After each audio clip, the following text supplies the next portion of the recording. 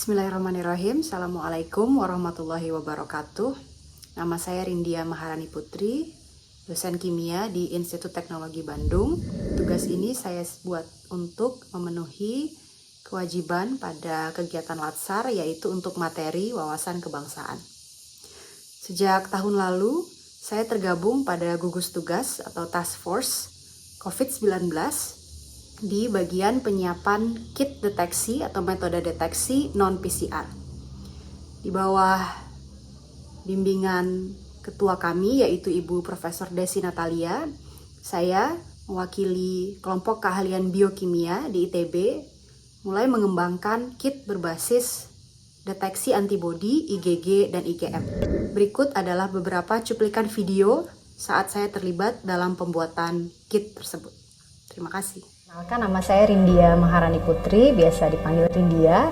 Sejak tahun 2018 ini saya bergabung di ITB sebagai dosen dan peneliti, yaitu di kelompok keahlian biokimia. Menetapkan COVID-19 sebagai jenis penyakit dengan faktor risiko yang menimbulkan kedaruratan kesehatan masyarakat. Saya kaget juga ya, tidak hanya sebagai peneliti tapi sebagai orang biasa juga ya, seorang bagian dari citizennya dunia gitu. Karena pandemi yang terakhir mungkin saya nggak tahu, mungkin ratusan tahun yang lalu atau bahkan 1918 kalau tidak salah ya, Spanish flu ya, mungkin sudah cukup lama gitu. Tentu yang pertama cukup kaget juga, wah kok kita tidak terbayang di tahun 2020 kemudian satu tahun itu blip aja karena pandemi ini gitu.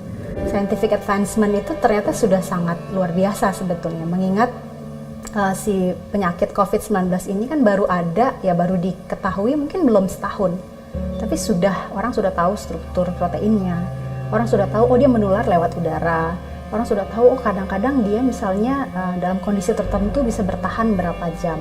Penemuan-penemuan seperti itu tidak mungkin ada kalau tidak dengan adanya advancement penelitian di bidang biokimia dan molekular biologi ini. ITB mengembangkan alat rapid test COVID-19 yang baru. Sudah dilakukan uji validasi skala lab.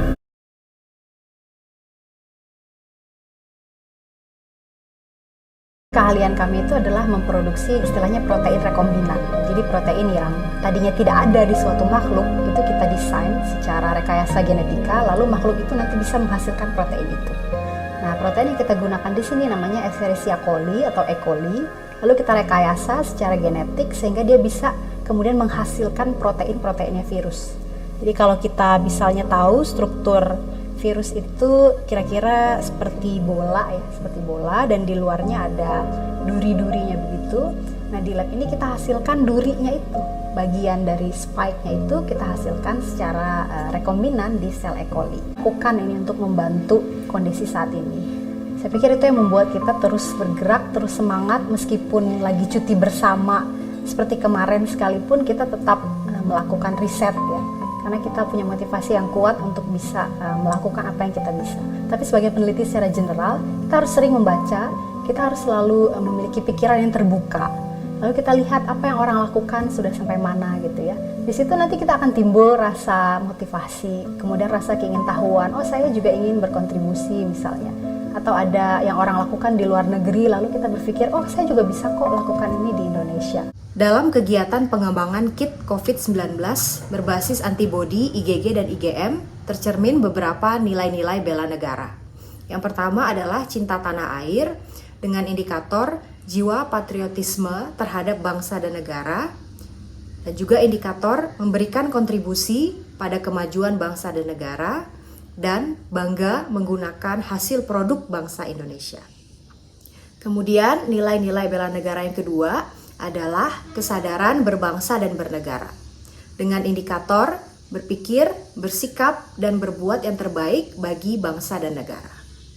Dan kemudian nilai-nilai bela negara yang ketiga adalah rela berkorban untuk bangsa dan negara, yaitu dengan indikator bersedia mengorbankan waktu, tenaga, dan pikiran untuk kemajuan bangsa dan negara, serta yakin dan percaya bahwa pengorbanan untuk bangsa dan negara tidak akan sia-sia.